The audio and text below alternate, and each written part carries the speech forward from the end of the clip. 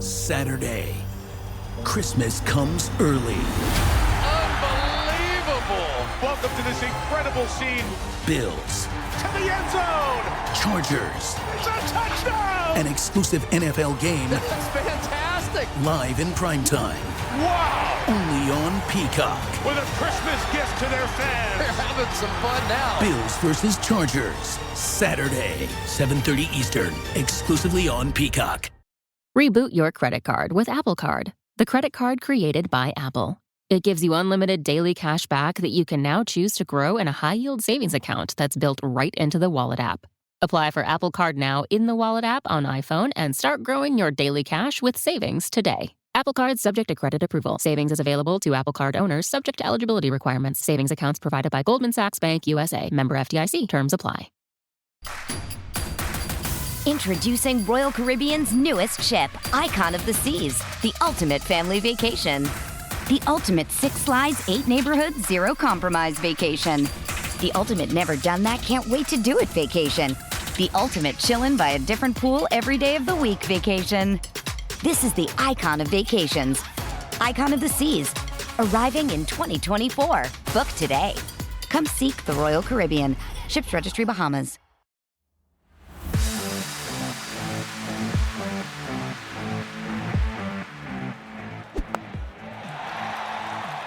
Good evening and welcome to Slogging It. Tonight it is Eugene and I. No Robbo. God knows where Robbo is. I saw him last Friday for a lunch and since he's been nowhere to be seen. But we have a wonderful replacement with us.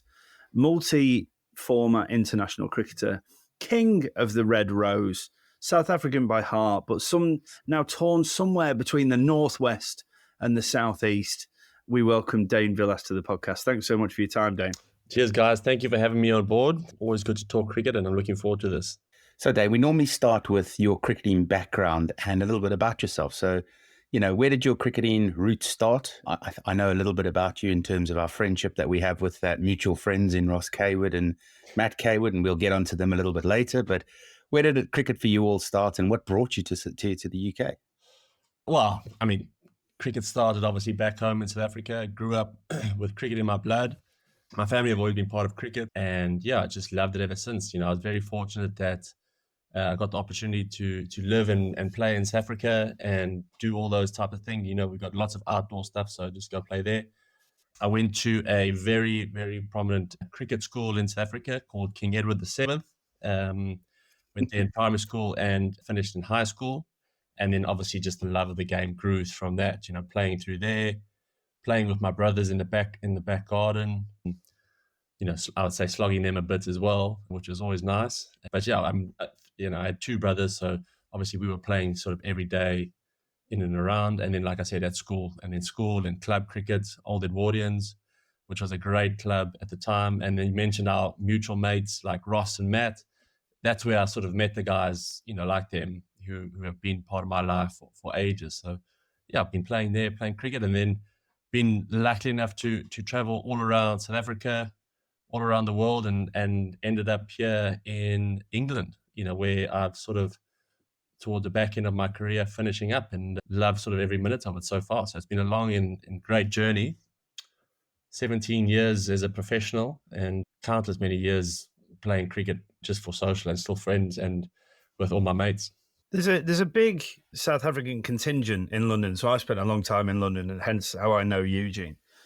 It always troubles me, though, because I've been to South Africa 3 times, and I think it is just about the single best place on earth. If you take the snakes out of the equation and all the things that are trying to kill you, I mean, ambers and so on and so forth, I still can't put my finger on a reason why people would want to leave such a glorious place to come. And then, I mean, you chose Manchester.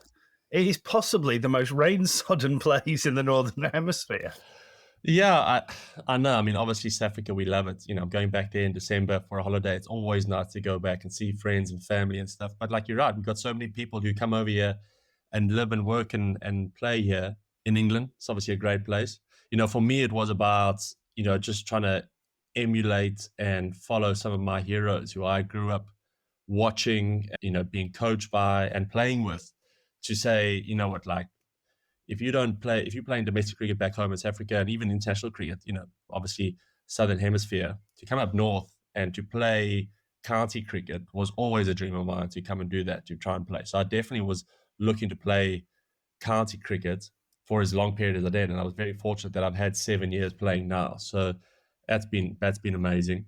Just watching guys. I even remember, I was fortunate enough to, one of my early coaches was Jimmy Cook, who was an absolute legend. I mean, his son, Ryan Cook, is one of my best friends, probably my best friend. And just him and I grew up together, and his dad coaching us and being part of it, and seeing his stories and seeing all the stuff that he did here when he came over and played cricket. You wanted to be part of that and experience all of that. And like I said, I was very happy to do that. Manchester, obviously very wet and rainy, but I feel like, I don't know why, it just always seemed in my blood. I was destined to play for Manchester, or play for Lancashire in Manchester.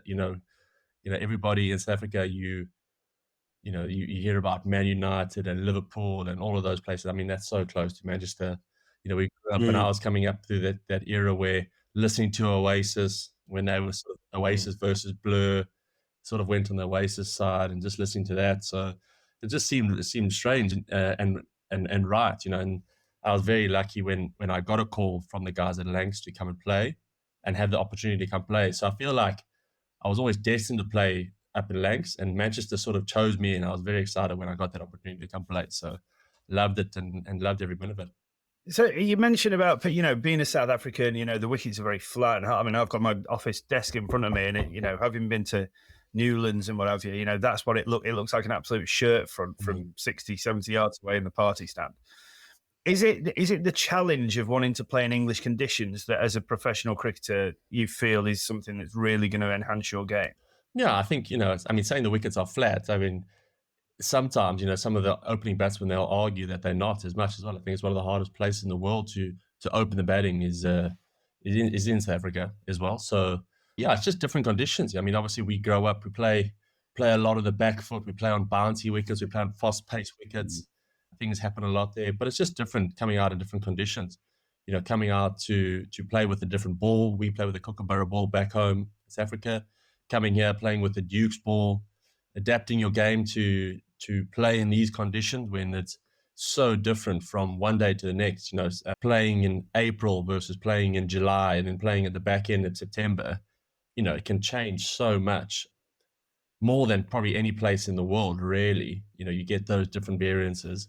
So, yeah, I mean, the challenge is always there. The standard of cricket is always high, because I know a lot of people do want to come play. There's been some great players who've played in England, and guys from all around the world, from South Africa, New Zealand, Australia, or West Indies, all of them. Everybody sort of seems to gravitate towards England in the summer to come and play here, because I do feel when the sun comes out and when England does get it right, it actually is a beautiful place to be. The summer is amazing. The sun stays out till 9 o'clock, 10 o'clock. It's hard to put it. It's actually, it's great stuff. And then the cricket is always a challenge, and which is fantastic. So that's a big draw card for all of us as players, to come out here and try and hone our skills and do well. You talk about the county season and the fact that it's played at such different times of year, and there's forever these arguments, 100, Blast. Obviously the white ball 50 over competition, it's had so many names, I've forgotten what it was called this year. Metro Bank or whatever it was. What are your thoughts? And apologies if this is a loaded question. You don't have to, give your opinion if you don't want to. But do you think the county first class season is too protracted? Yeah, look, I think it's so difficult, because you get the best cricket played over a 6-week period, or maybe a 2-month period, where you need to fit in as much as possible where you can. And you've got 3, sometimes 4 formats trying to fit into 2 months. So you've got a 7-month program trying to fit into your 2 months worth of cricket, which is difficult. And everybody's going to get that limelight. I personally do feel that the season is a bit too long, and there's too much cricket as well. I know it's great to play a lot of cricket and get as many games as possible, but I do feel that sometimes maybe you don't get that opportunity to take a break, to practice a bit more, to hone your skills, to fully recharge at 100%, and then be ready to play. And you'll probably hear every cricketer say that you never really play at 100%, because you've always got a niggle, or there's always a stop. But to get up, to have a game where you 100% ready to go, fully charged and excited to play, I think you need that. So I would sort of cut it down a little bit, not a huge amount, but I do feel you need to sort of just try cut it down a bit and try give as much time to some of the other games as possible. But saying that again, like, I've had a look at trying to look at a schedule, and I know it is a really tough job, and it all seems easy from the outside. You actually have to do it and make the decision. It's very hectic. It sounds like you might be going into administration there, Dane. Who knows? Just reflecting back on your career, obviously recently retired, 17 years. What do you look back on as highlights? Obviously representing South Africa, I imagine, but if you could pinpoint some stages of your career where you really go, I really enjoyed that, and this was career defining, or that innings was really what made me feel good or bad, or whatever it might be. Yeah, I just think, representing each team that I've sort of played for, my sort of mantra was always trying to play as much as I can and do as well as I can, and just, see what it is. I was never really a target to try and get to anything.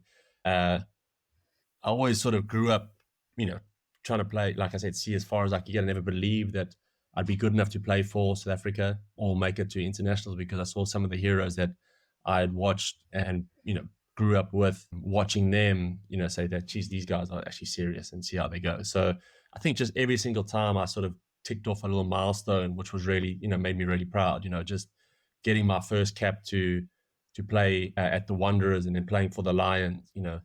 Probably one of my best memories is getting my first class 100 there, with my family watching, and that ended up being a double century, which was also really nice. And at my home ground, sort of tick that one off. Nice. And it's a very strong Titans side at the time. It was full of internationals. So yeah, I was very proud of that. Then obviously moving down to Cape Town, which was excellent. I think as a 25-year-old moving to the Cape, there's probably no better places in the world to be at that stage in your life. So I was very fortunate for that. And then the side that we played in was also just incredible. I think we won so many competitions and played so many games, and we just did so well. We actually dominated for a couple of years, which was excellent. And the friendships I formed there are guys who I speak to, on a weekly basis all the time, just and watching them and being part of that, these guys all the time, but I still touch base with that. And that's amazing. And I think that's where we get a lot of good things right in the cricket space, is that camaraderie and friendship for life that you build within your change room. Everybody will have that, which is fantastic. So yeah, doing that, and then just moving on to play for Lancashire, which I got there. A big thing for me was also at Lancs was, coming into a team and trying to prove myself as well. As you come as an overseas and the guy you've got a lot of, expectations on you. But one of the proudest moments there was also, being able to be awarded my county cap, which is always something that, you aspire to, because that's, I think the nice thing with especially with that Lancs is that's not just given to you. Everybody gets their sort of rosebud that you get when you represent Lancs. And then, once you do well, you add a bit of water to it, and you become a supporting member of the team. You get your full blossom red rose, which was very, very special. And I like that tradition. I love the traditions of the game. So to be able to get that, so from getting my first cap at the Lions to getting my cap at the Cobras, and then getting it for South Africa, and then at Lancs was very, very special. So those are just the milestones that I really cherish and love. Even my son now, he's raid my bag, and he gets shirts, and he's got the caps, which, so he sort of puts on, and he wants to sort of, he gets, and he wants to sort of follow in those footsteps, which is so nice and special to see. So I love that, and more on like the individual innings and those type of things are, obviously I'm very proud of them, and I have looked back at them in the past, and I will watch some highlights every now and again when I'm, sitting a little bit low and, just thinking about it. But those things, the more of it is just about, just the stuff we achieved as a team and being part of it. And, like I say, the friendships. I mean, it's still, even though I've retired at Lancs, I'm still on some of the WhatsApp groups and chatting to the guys all the time and checking in, which is the longer lasting friendships, which is, for me, is the most important thing, which has been brilliant. Lancs is a side that they don't have a big churn of players. I mean, obviously I've been a watching Lancashire for a long, long time. Obviously, Jimmy's been there for he's about 760 now, isn't he? So he's probably been there about 740 years himself. But they, as a side, Crofts and they're a club that generally keep people. They get good cricketers and they keep them for a long time. That must really add a lot of benefit. I mean, Keaton Jennings has been there a good while now, hasn't he? And a real leader at the top of the attack from a batting perspective. I know Jack Blatherwick, he's local to where I am now in Nottinghamshire, but he's obviously made the move over there and he's making his way. But there must be that must give a real good sense of security as a unit about, knowing the people that are around you because you've had that experience. They're not people who are flying in for a year or, obviously overseas come and go generally. I know you've been a bit different to that, but, they seem to have a very balanced squad. And that must offer you guys some security about knowing what you're trying to achieve as a side. Yeah, I think so. I think also at Lancs, there's a lot of expectations being one of the big, test clubs or big clubs, as they say. We all know what we need to do. And I don't think we've hit that as well as we want to. We obviously didn't win a trophy in my time, unfortunately. But, I mean, we were always sort of there and thereabouts. I think we finished second 5 or 6 times. I mean, last year, not this year, the last year before that, we finished second in every single competition, which is obviously difficult. But still, that just proves the consistency. So on your point, the players that we've got, there is a big expectations. But I think the nice thing at a club like Lancs, and what I've found, and even just speaking to some of the other sort of overseas or Colpacks, if you want, and those type of guys who came over, the nice thing is you do feel if you do well and if you perform and if you sort of give your all to the club, there's sort of no time limit. There's no ceiling on where you can go and what you can do. They give you sort of everything that you can. They give you everything that will bring the best out of you. And if you do that and you give your 100%, they'll give you the 100% as well, which is so good. I look at guys like you mentioned, obviously Jimmy's been, Jimmy's just a freak and a phenomenon. So, maybe you can't really glance him, but even him, I mean, his work ethic and everything he has is amazing. And I cannot believe that guys like him, are desperate to play for Lancs and come back whenever we get opportunity. He's always there. He's always one of the hardest guys to take the ball away from when he's bowling.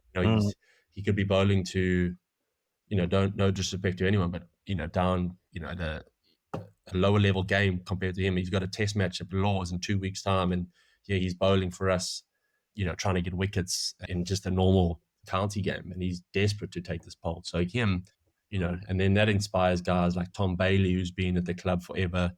Who's long time, yeah. One of the, best 4-day bowlers in the domestic scene at the moment. He's been the most consistent guy for the last 5-6 years that I can remember. He's been incredible.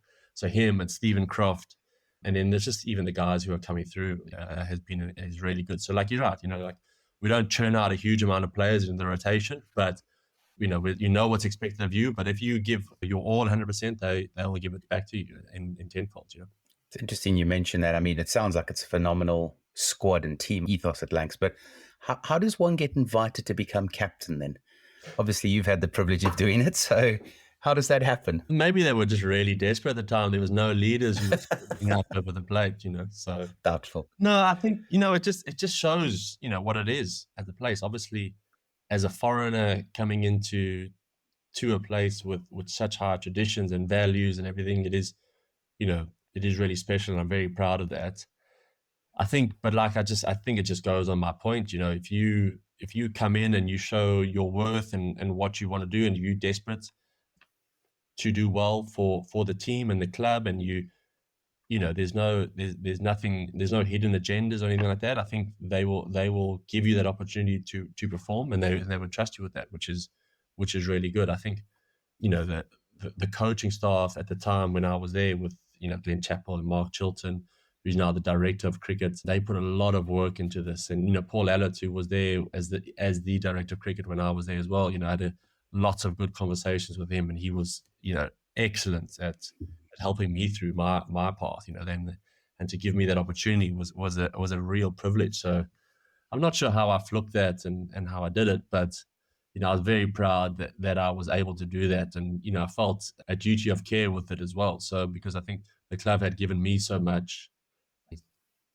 coming over and playing and being part of it, I felt like I needed to give my 100%, which I think is great. It's just sort of that's what brings it out of you at a club like Lancashire, which was amazing.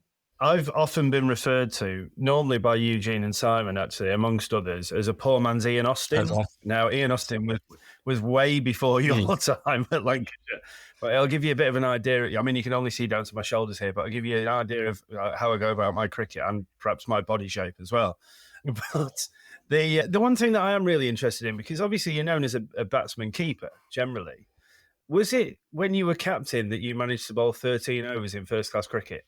Well, the thing is, like, I don't know why as a keeper, as a bat, I never bowled. And the thing I always said in the change room is I couldn't retire or stop playing cricket until I get a first-class wicket. I think I had a bet once with Andrew Patek, who was similar to me in terms of he was obviously an opening batter and a keeper and stuff. And we always would say, we had a bet that if I had more first-class wickets when I retired than he did, then he would, every time we saw each other, he'd have to buy me a beer. So that was a huge motivation for me and for him. It's just to get it because, you always want to have that one up and do it. And also, to sort of tick a box in on a career as you want to have a poll. So unfortunately, I didn't ever get there. I was very close to getting a couple of wickets. I would say very close. Some would say not so close. Yeah, and then it just sort of came a thing where the guys were desperate for me to bowl. They would see me bowl, and I'd always chirp them in the nets, and I would always say, like, it can't be that hard, just put the ball in the right area. So the bowlers would give me stick about bowling. I think also, unfortunately for me, I did a stint in a movie. I played Alan Donald in a movie once. And I got a lot of abuse in the change room about whenever we needed to bowl, the white lightning needs to come out and bowl. So it's Brilliant. Every single time the game was sort of dwindling away or was slowing down before tea and nothing was happening, then, everybody was desperate for me to bowl. So I just had to help them out. What did you? I get it. What did you bowl? Some little Meadows, or were you right arm raggers? Like, what were you throwing up? No, there? I always, in the nets I can throw out a bit of dirty leg spin, and I think I can land it. But the problem was I think I might yip up if I get into a game. So it was just seam up, probably just a little, I learned a bit of wobble swing. Yeah, well, I claim that I knew how to wobble it, but my action is more in swing. I just fall away a little bit. Okay. I just push it again. So I almost nicked off a left-hander. I think it was James Drew. I mean, he'll say obviously not. Oh, crikey. Well, he's had a hell of a year this year. He was. Well, I think he'd got 100 against us, so he was probably tired. It was probably his fifth one of the season. So I almost burgled him as well, but unfortunately not. It would have been a great sculpt. But yeah, so for no first-class wicket for me, unfortunately. But I did try. When you look back at your cricketing career and you look at opponents, teams, are there any matchups that you really look forward to or were sort of ruining in terms of, facing a bowler, or how did that sort of come about? And what did you most look forward to? Was there a mental toughness that went into some opponents? Did you just sort of take it as in your stride? Did you have to mentally prepare for different teams? Sort of what did you go through from a team preparation point of view?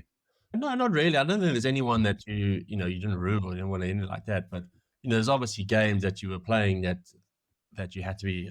Every game had to be up for it, but there were some that were really intense. I remember playing some games, early on in my career against, the Titans when they had, the Morkells and Stain and those type of guys, and they were running it. And so you knew if you got it wrong, it was gonna be quite sore, and it was gonna be a tough game for you if you didn't really concentrate on that. But saying that was then always, playing against some of the fast bowlers.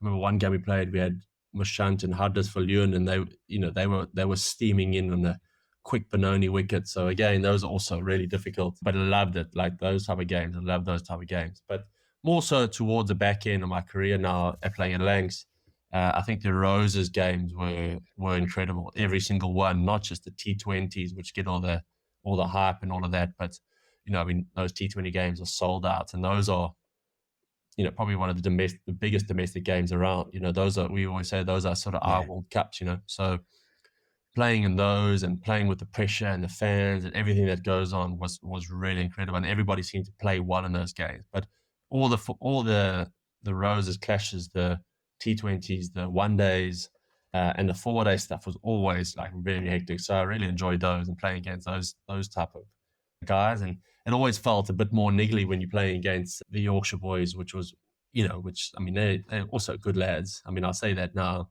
but they, really good. But I've got actually a couple of friends in some of the teams as well. But those are really good, like intense matches and sort of old school cricket, sort of back in the day, which was amazing.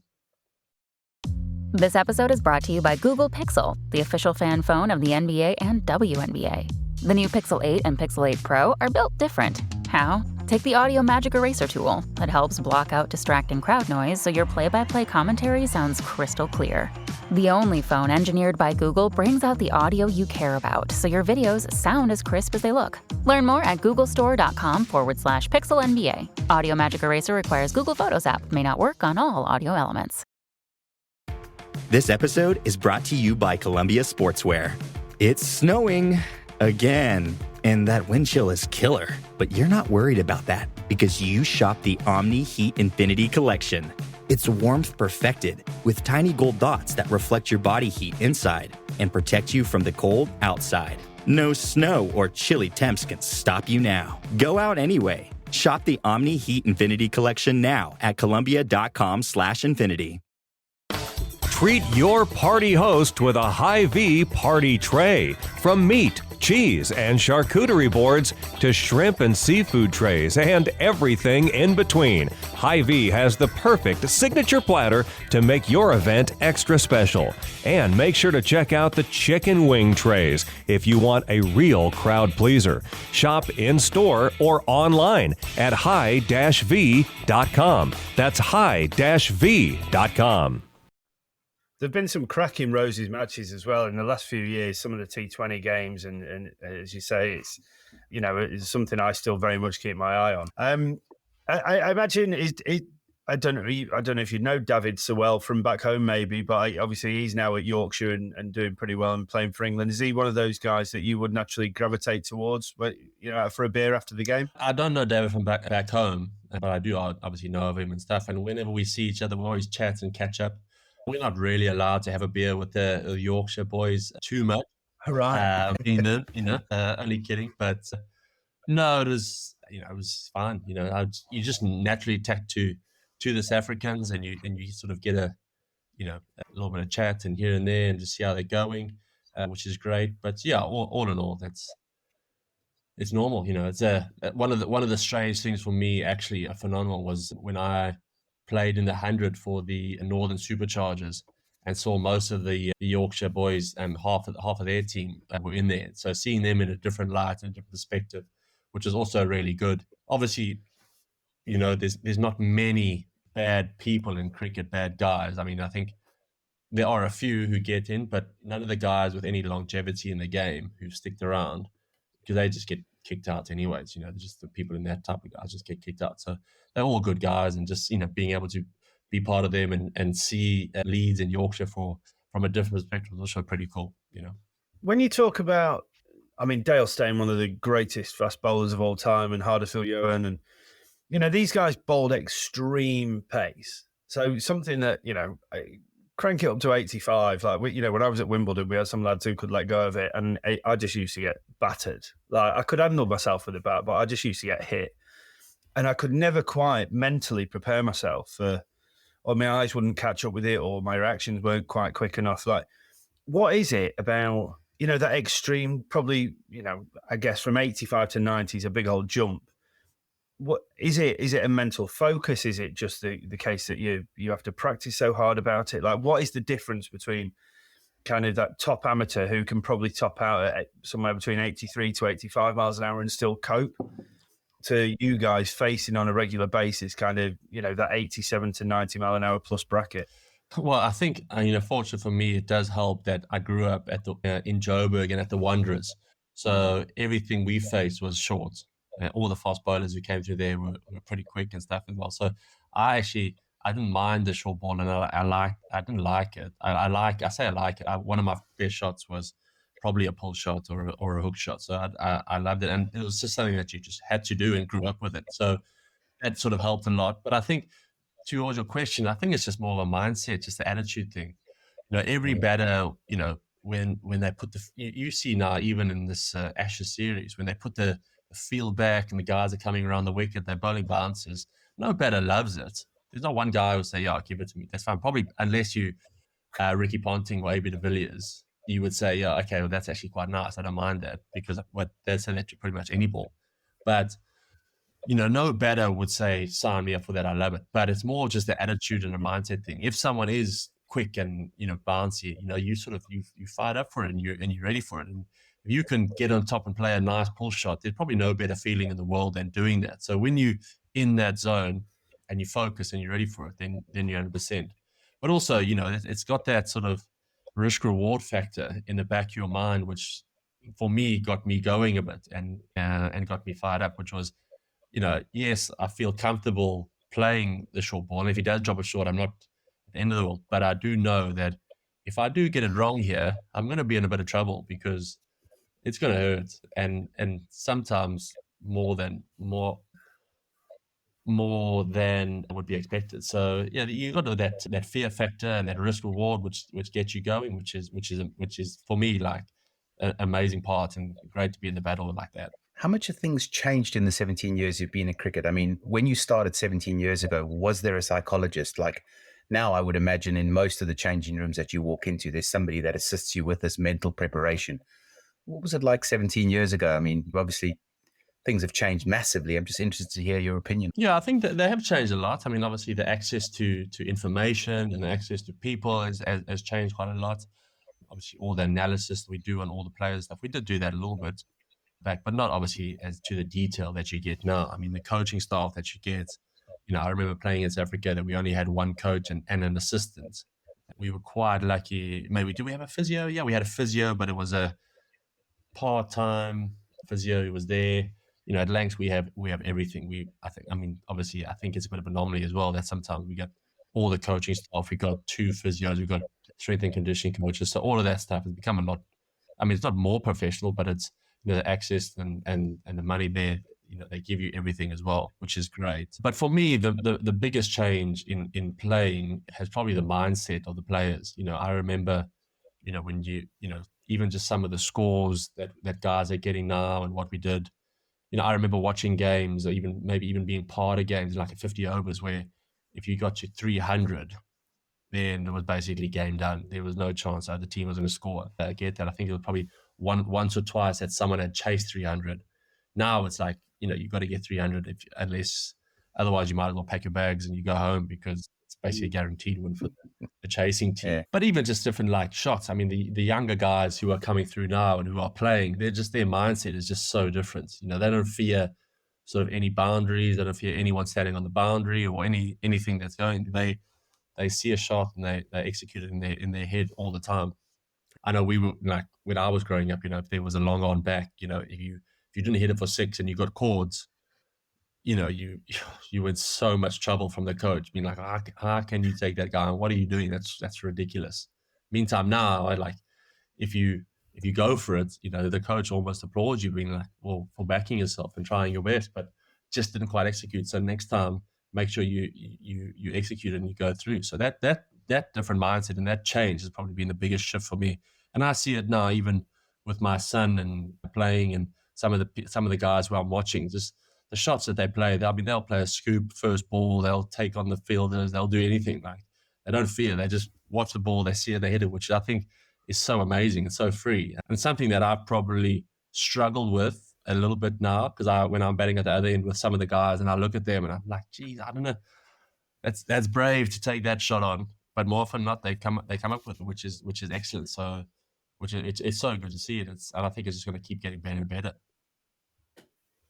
And obviously, so we're kind of 18 months into Bazball, and I know that Ben and Baz hate that terminology, but how much have you seen in the professional game that kind of mentality draw down from the international, that England set up this quickly? In terms of people playing those shots, and we see Joe now playing reverse scoops that you would never have thought would be in Joe Root's armory 2 years ago. But it seems to have fed down into the county game quite quickly, doesn't it? Yeah, I think it has to a degree, not a huge amount, to be honest. I think you also got to look at the caliber of player that's playing baseball. There's not many people who can reverse sweep a guy bowling 90 mile an hour at a thing, or hitting the ball over the top like they do. So you're just dealing with different guys who are extremely talented, and when they're playing well at the peak of their powers, you probably unbowlable, and they've got that in their tank, which they could do it. There are guys who can play that way. Joe Root, Ben Stokes, Johnny Best, or Harry Brook now, how he's come on. Those type of players, you need to have those amazing players in your setup to be able to play like that. I do think there are some players who will try and emulate that as well, but I don't think it'll be to the degree that they're playing at the moment. But saying that as well, also it has helped a lot. I know it's helped some guys in our change room as well. I look at a guy like Josh Bohannon, who's been top player for us at Lancs for a number of years. It's sort of we've been very reliant on him at number 3, and he's been incredible, to play. And one shortfall he probably had in the last couple of years was his strike rate was a little bit low, and maybe a little bit too conservative at times. But now, since he's upped his game and he's started to look to score more and strike at a better strike rate, it's probably helped his batting a lot more as well. And now he's scoring even more runs, which, like it goes back to my other point, is you need to have that type of player who is capable of doing that, and then have that foundation in the background to be able to do it. So I think it has helped a lot of players, and it will help some players, but also might hurt a few players in the interim as well. But yeah, it's an interesting one. I've known Wellesley for I dread to think how long, almost 20 years now. Started off at Sussex, double 100 after double 100, and then he's obviously moved up the road to Lancs, and is still doing phenomenally well. Probably looks better with a shaved head than he did with that ginger mop that he used to have, bless him. But to watch him, I was so impressed to watch him in the 100 this year, just and see a different. I don't get the chance to watch much county cricket, unfortunately, but to watch him in the 100 and watch how he, he's known as this kind of very classical left-hand opening batter or top order batter in the 4-day game. He went out and absolutely whopped it in the 100, didn't he? And I thought it was phenomenal to watch. But you must have seen that over a number of years whilst playing with him. But also, as you say, Josh Bohannon probably unlucky not to make his way into that international setup so far. There's a lot of people saying very good things about it. Yeah, I mean, he's a top player, and I no doubt he will get his chance. But I just feel also, it's a tough school to get in there as well. There's lots of good players who are missing out. Guys have been doing it for a while. I mean, even a guy like Dan Lawrence, who is an incredible player, and he's also sort of missed out on that selection. But that's what happens. That's what happens at the top. There's only space for 15 players or probably 5 batters, and you're not going to get it. It's just the nature of the game, which is it's cruel, but it's great, and it just gives him more fuel. And you just got to go back and do it. And I know he's got time; he'll do that. But going back to your Wellesley is also a great example of that, who sort of upped his game and stepped up a lot in terms of his strike rate and the way he plays. He's got the shots to do it. He's got sort of both games where he can knuckle down if he wants to, but then also counteract as well. But then I think it just goes back to our earlier point about, being in a good environment at Lancs that we've had. He can just go out and play and flourish and do what he wants. I don't think you mentioned the 100 when he was down at Sussex. That was a really tough T20 team to get into, and he never sort of made it. But for us, he's been an absolute, jet, because he ticks off so many boxes and things that we needed. I mean, he came to us as a 4-day player because of his record and what we needed at the time. But just watching him, we quickly realized that he would be a big asset to us in the T20 stuff with his bowling, his leg spinners that he's got, his control. He's got that offie as well, and he's worked on that a huge amount, because he knows that obviously the T20 game and getting to the franchise, leagues is a great opportunity for yourself and as a career. But to do that, he's worked a lot with Cole Crowe, who's a top spin coach around the world, who's got lots of guys, and he's sort of bugged him the whole time of looking at his spin. So he's now a frontline spinner for us. And then obviously his ability with the bat to go and take games away from teams, he's just turned him into a genuine T20 all-rounder, which is excellent. So he's added that, and he's been in an environment where he's allowed to flourish at a place like Lancs. Like I said, like there's no ceiling. So if you put the hard work in, we'll give you everything that will give you that opportunity to do it. So, and he's done it. He's probably one of our leading batsmen in the 4-day stuff, and he's one of the first names on the list in the T20, because he's just so reliant in the fills, and he covers so many gaps for us. With the advancement of all these guys getting so good and being multi-format players, I mean, I remember when we used to look back at international cricket, you used to have a squad for tests, squad for 50 over, squad for T20. Obviously, you've played most of the formats. What do you think that the format changes have done? Because, the whole Bazball, it's just people scoring quickly at a T20 rate. If you look back and you say, well, what sort of format was your preferred format? Or were you one of those players that happened to occasionally play a T20 or 100 game in a 4-day game because that was what the game required? Yeah, I think so. I think it's just merged into one, but I think there's so much to take from it as well. You can't live back on the old traditions of you've got to play a certain way, you've got to do these things. It's just at the end of the day, cricket's basically a pretty basic game. You've got a guy running up and bowling a ball and someone trying to hit it. It depends how you hit it. If you want to try and hit it over the top, or if you want to hit it on the ground, or if you want to hit it softly or hardly, that's basically it. So, and someone's trying to stop it from going to the boundary. So, I think that's where the cricketers guys have changed now so much, is they can adapt and they can bring it into the game, which makes it so exciting. And the modern day cricketer will do that. He won't, worry that he needs to up his rate if it's a 4-day game. It depends what the team need and what the situation it gets put in.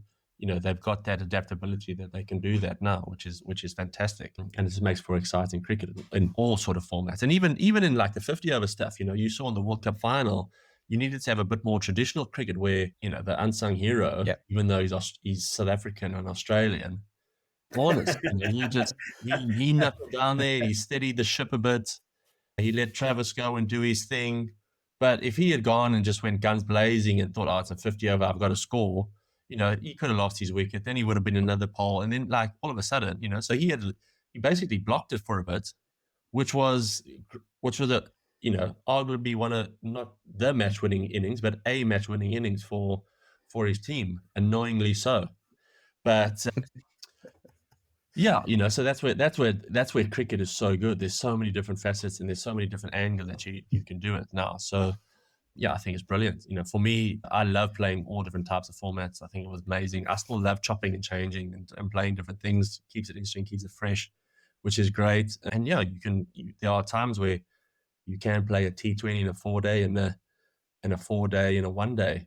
I think you'd be crucified if you play a 4-day in a T20, but maybe 4-day in a 1-day you can get away with, to a degree. So yeah, that's it. Yeah, I know you've got the SA20 coming up, don't you? So if you had to look back and go, I've got one more innings left or one more season left, and you could only choose one of the 3 formats, what would it be? Huge. I think like it's hard because, you want to get a 6 to win off a T20 game in a full house and you be in the main. But I think like, for me, and I've said it before in the past, like there's no better feeling when you're on even 70 or 60 not out in a 4-day game and you crack one through the covers or you hit a nice pull shot and it's just out the middle of the bat and you just got complete control, knowing that, it's up to you. No one can get you out. So I'd probably say if I was playing my last game or batting my last time, I'd love to bat a long session in a 4-day game and just be in complete control and hit that. I think maybe T20 would go a bit too quick or whatever, but having that feeling and that control, just, batting in a 4-day game is pure for me, Last one from me. I don't know whether, amateur cricket is something that you'll ever necessarily go back to, but you've played so much international cricket, so much professional cricket, been a captain at the professional level. What is the one thing if you can put your finger on one thing, the amateur game can really look to learn from the professional game as it currently stands in order to drive amateur cricket forwards. Well, I think there's so much that you can take from both. I think as amateurs, you always want to try and do as best as you can, and obviously look up to the professionals and try to be the best and do that. But I think as professionals, the one thing you always try to remember is why you play the game. Why you love it so much. You playing with your mates and you having that sort of freedom and just playing for fun.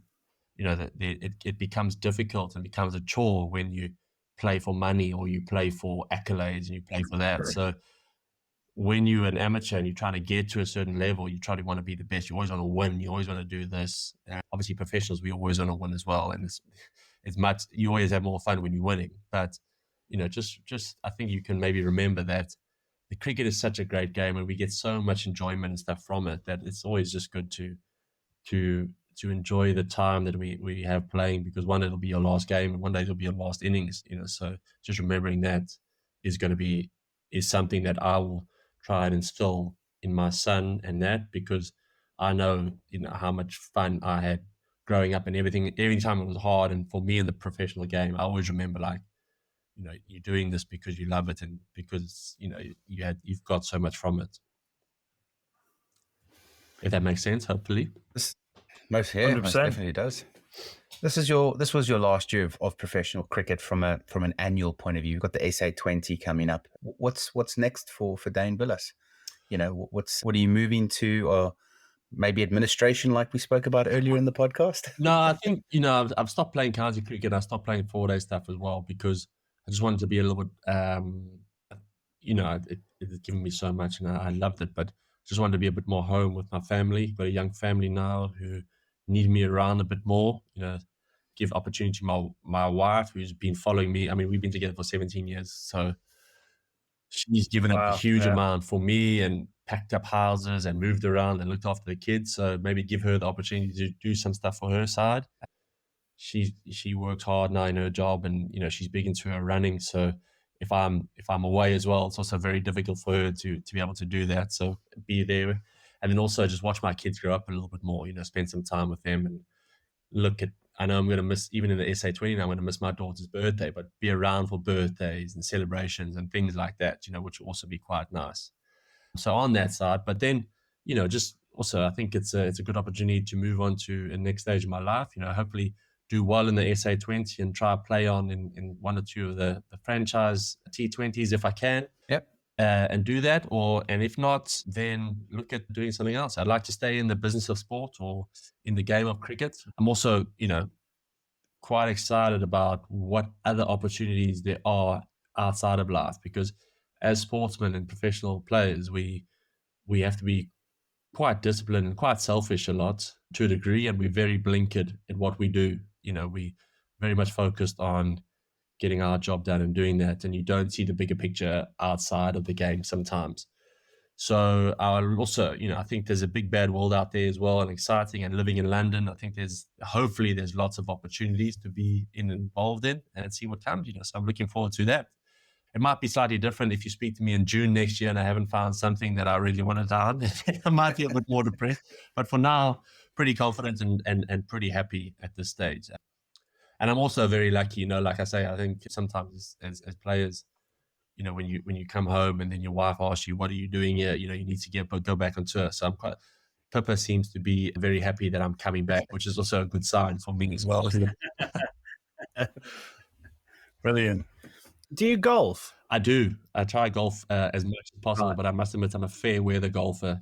Growing up in South Africa, I golf in short sleeve and shorts. Perfect. Okay. Well, you mentioned June just there, so maybe that's the next thing we can do. We get Simon to commit to a day, and the four of us can go and play somewhere nice down in southwest London. Oh. So I used to have a course down there. So, but there's Coombe Hill up the road as well. I'm sure we can arrange a nice full ball and maybe do another interview to see where you're at then. Yeah, we might have to do 2 or 3, so we'll just have to we'll book it in. Sounds good. Nice. Cool. Dane, before we go, last thing, any advice for aspiring young cricketers? You obviously started at a young age. What advice would you give to them? I would just say enjoy, have fun. Try play as well as you can, do as well as you can. You know, cricket gives you a lot of good opportunities in life, but I think the best thing to do is take a lot of lessons from the game. You know, there's so many lessons that it brings you that will help you in life, the highs, the lows, and everything in between. It's a great game, and it's a great leveler. She's a great teacher, Mother Cricket. But yeah, just enjoy it, have fun, and you know, try to get as far as you can and do as well as you can. But just remember that you're playing with your mates, and it's you know, there's going to be highs and lows, but don't take it too seriously. Otherwise, you'll never get out alive. You know. Top man, Dane Vilas, thank you so much for your time. Thank you, guys. Cheers.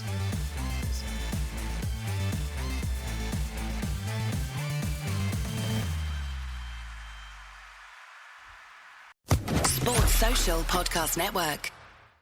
I'm Faison Love, holiday movie icon, and this year's official Raising Cane's holiday manager. I think I'll take the box combo. I think you're gonna need a Raising Cane New Year's Eve dog. Thank you. How about some gift cards to go there with your friends? Okay. Happy holidays from Raising Cane's Chicken Fingers. One love.